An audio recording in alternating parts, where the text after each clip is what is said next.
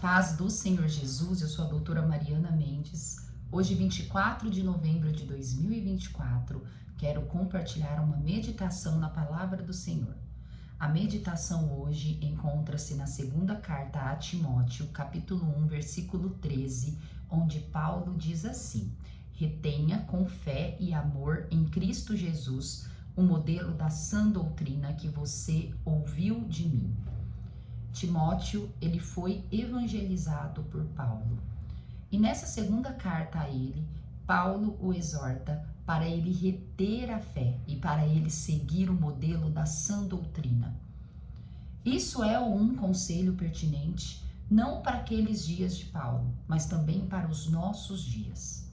A igreja, com diversas denominações, tem muitas interpretações da doutrina cristã, e é por isso que nós temos que meditar na palavra do Senhor dia e noite, para nós preservar, para nós reter, para nós seguir a sã doutrina, o modelo de Cristo, o que Cristo deu para nós. A referência nossa sempre tem que ser a palavra do Senhor. Nós não podemos pegar modelos e doutrinas que agride a palavra de Deus, que agride o Evangelho de Cristo, o Novo Testamento, pois a doutrina correta, ela é ideal para nós não cairmos em heresia. Nós, muitas vezes, quando vamos interpretar algo que lemos, eu sei que a nossa cultura, todo o nosso conhecimento, até o nosso temperamento, onde nós nos mobilizamos muitas vezes pela nossa própria lógica, isso pode interferir na interpretação das Escrituras. Mas nós temos que ter a consciência que há um modelo de sã doutrina, como dito por Paulo aqui nessa passagem. E todos os nossos ensinamentos, tudo aquilo que nós vamos aplicar na nossa vida, tem que ser condizente com a palavra do Senhor. Uma vez que o Novo Testamento, juntamente com os Evangelhos, de forma alguma se contradiz com o Antigo Testamento. Quando não temos isso em mente, que nós temos que reter o verdadeiro ensinamento bíblico, nós podemos sim, muitas vezes, ser levados por falsos profetas e falsos ensinamentos. Quando vemos alguma pregação, alguma pessoa explanando sobre as questões de Deus, nós temos que ter sempre em mente a palavra de Deus. O nosso filtro tem que ser toda a Escritura, pois se quem fala agride a Escritura, nós já temos que compreender que se trata de uma heresia. Para retermos a fé, é meditar, é orar dia e noite. É por isso que não somente precisamos ouvir pregações ou estudar a palavra, livros, que tem muitos bons livros, mas nós temos sempre que dar ênfase para a própria Bíblia, para a própria palavra do Senhor. Pois só assim nós conseguimos ter um filtro que nos livrará dos falsos ensinamentos. A meditação de hoje diz assim: hoje eu sou melhor que ontem e amanhã quero ser melhor que hoje. E para que isso aconteça na nossa vida, é somente através de um relacionamento verdadeiro com Cristo Jesus. É somente através do estudo da palavra dele, onde o Senhor, através de todo o seu evangelho e das cartas de Novo Testamento e livros, nós conseguimos compreender qual é a melhor conduta e qual é a doutrina correta que temos que seguir. Quando começamos a andar através do nosso próprio entendimento, muitas escolhas, muitos caminhos que nós seguimos são caminhos que nos levam para a perdição e nos afasta dos caminhos do Senhor Jesus. E é somente através de Cristo Jesus que nós conseguiremos evoluir para sermos sempre pessoas melhores. Sem Cristo é impossível. Eu quero também compartilhar a leitura bíblica de hoje, que encontra-se em Gênesis 25. O 25º capítulo de Gênesis é uma transição, é um encerramento da vida de Abraão, de todo o legado que Abraão deixou aqui na terra. A partir de Gênesis 25, iniciará a história da família de Isaque, juntamente com Rebeca e seus filhos Esaú e Jacó. O 25º capítulo conta-se que após a morte de Sara, após o sepultamento, Abraão, ele casou com outra mulher que chamava Quetura. E Quetura teve também diversos filhos e iniciou uma linhagem de Abraão através de Quetura.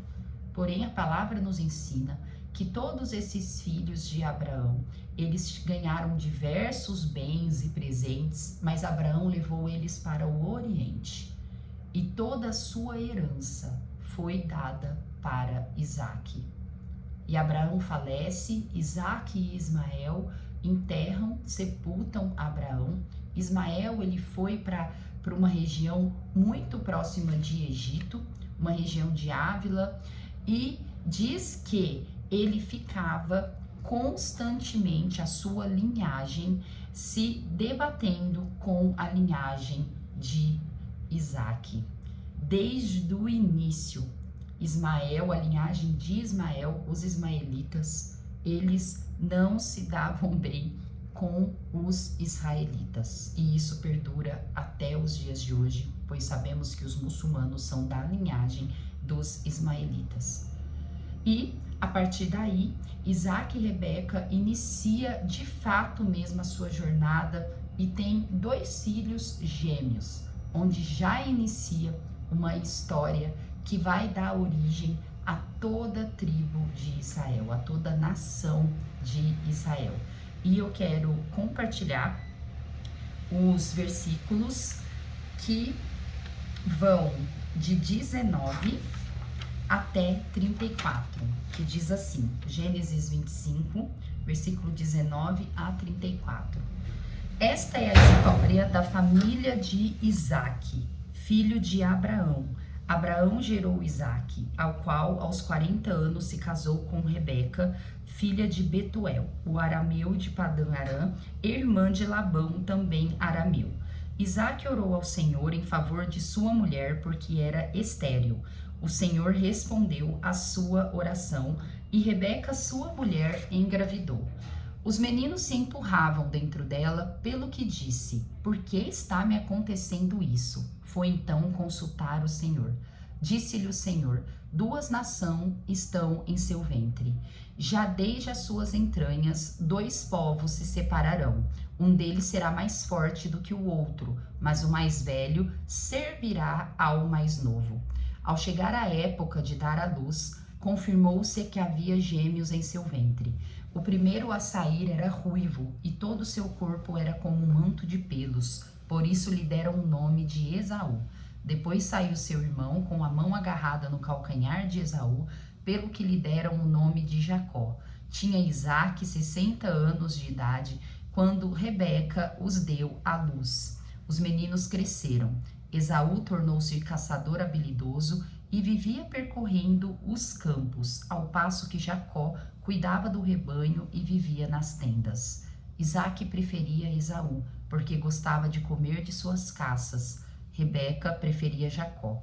Certa vez, quando Jacó preparava um ensopado, Esaú chegou faminto, voltando do campo, e pediu-lhe, dê-me um pouco desse ensopado vermelho aí, estou faminto.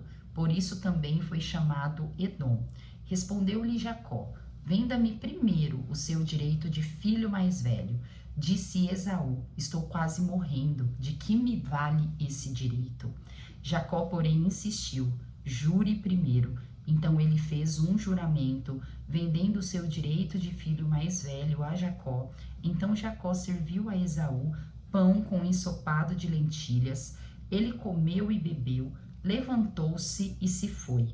Assim, Esaú desprezou o seu direito de filho mais velho.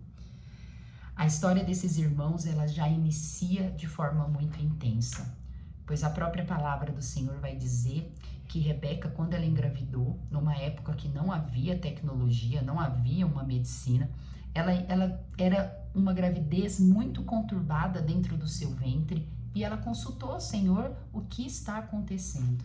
E o Senhor disse para ela: há no seu ventre 2 nações, e um servirá o outro, e o mais velho servirá ao mais novo. E Rebeca, a impressão que dá que Rebeca não contou isso para Isaac. Os 2 filhos já nasceram, né? Onde Jacó, desde o seu ventre, já quis pegar a primogenitura, pois a palavra diz que ele agarrou no calcanhar de Esaú. E Rebeca já era mais chegada em Jacó e Isaac mais em Esaú. A palavra ela não diz se Rebeca ela foi condicionada a ser mais ligada a Jacó já por conta dessa profecia, mas tudo indica que sim. E Esaú, por ser mais velho, por ter nascido primeiro, Isaac naturalmente já o via como seria o precursor da sua linhagem, pois o primogênito ele acabava sendo o líder da família. Mas Esaú e Jacó, eles tinham uma personalidade muito diferente. Nós percebemos que Esaú, ele era uma pessoa mais compulsiva, ele gostava de caçar, mais aventureiro. E Jacó, ele era mais disciplinado, mais quieto, ficava mais em casa, mais observador e uma pessoa extremamente obstinada. Nós não sabemos se Rebeca contou a história para ele desde a infância, mas talvez sim. E Esaú, ele tinha um foco, Jacó, ele tinha um foco desde o início de pegar a primogenitura para ele. E a primeira oportunidade, que parece ser algo tão infantil, onde diz que Esaú chegou com fome e exausto, e ele estava preparando Jacó uma comida, uma sopa de lentilhas, e ele vendeu a sua primogenitura para Jacó, só para sanar, só para saciar aquela dor momentânea que ele estava sentindo, a dor da fome. E quantas pessoas, né, irmãos, não dá valor ao que Deus dá para ele? Quantas pessoas que já nascem abençoado, pois Esaú ele já tinha nascido com a bênção da primogenitura, mas ele pôs tudo a perder, pois quando a gente não valoriza as bênçãos da nossa vida, os dons que Deus nos dá, nós podemos colocar tudo a perder. É por isso que precisamos ser pessoas tementes a Deus, que estamos sempre em obediência, sempre em contato com o Senhor, meditando nas suas escrituras, pois é somente Deus que tira as escamas dos nossos olhos e mostra para nós quais são as nossas prioridades, quais são os nossos dons, quais são as nossas bênçãos. É somente o Senhor. Hoje nós vemos muitas pessoas habilidosas, com grandes competências, pessoas muito abençoadas, com família, esposo maravilhosos, filhos maravilhosos, e mesmo sendo tão abençoados, têm uma vida de perversão, têm uma vida que nada dá certo, pois muitas vezes essas pessoas elas não conseguem priorizar o que realmente tem que ser priorizado, não conseguem valorizar o que tem em mãos. E vemos pessoas habilidosas, competentes, passando por dificuldades, sendo demitidos de empresa, tudo por orgulho, por arrogância, por não conhecer Deus, por não se aproximar à palavra do Senhor e colocar em prática os ensinamentos do Senhor. Homens e mulheres abandonando suas famílias, pois também não conseguem valorizar a bênção que tem em mãos. É por isso que precisamos, irmãos, ser mais próximos de Deus, pois somente o Senhor consegue tirar as escamas dos nossos olhos. Somente o Senhor consegue nos dar domínio próprio, nos dar equilíbrio, nos dar longanimidade, benignidade, para nós conseguirmos interpretar as coisas de forma correta. É somente o Espírito Santo, o fruto do Espírito, que faz nós sermos pessoas que conseguimos colocar em prática tudo que Jesus ensina e ter sucesso ainda na nossa vida terrena. E Esaú, ele não agiu dessa forma. Esaú, ele era uma pessoa que ele dava valor aos prazeres da vida. Uma pessoa que não conseguia ter domínio próprio nem sobre a fome, pois a fome foi capaz de desestabilizá-lo de uma certa forma que fez ele vender a primogenitura para Jacó. Jacó obstinado. Jacó uma pessoa centrada. Não que seja certo o que Jacó fez, porque Jacó, ele foi um enganador, como seu próprio nome diz.